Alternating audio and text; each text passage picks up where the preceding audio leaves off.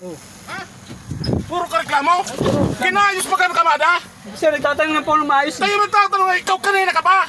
Ano gusto mo? Wala namang inaar, sir. Ngayon ko lang. Putang ina mo pa, paburo video ka pa. Putang ina mo ka. Gusto mo? Sir, tatanong ng po ng maayos, sir. Ano gusto mo? Wala naman po akong ano. Inaano ko lang. Kinayos pa ng kamada? Putang ina mo. Yung elf lang ang may iwan. Hindi naman kaya maiwan, yung hilpan maiwan. Hindi, sir. Kasi kinukulit ng mga kasama. Pinukulit ang kasama, umayos ka. Nag-update po kami ng Update. travel namin sa amo namin. Grabe, Naghanap buhay lang din kami. Hindi Naghanap buhay kami. ikaw ang maiwan. Sinabi ko na sa'yo kanina, sakay ka. Sakay ka Hindi ikaw ang maiwan ito. Kasi ang inaalala namin, sir. Inaalala. Ilang karga na lang yun. Yes, ang gusto lang. Diba sinabi ko Saka ilang Kaya sasakyan na lang. inaayos ang kamada. Hindi kita mo inaayos ang kamada.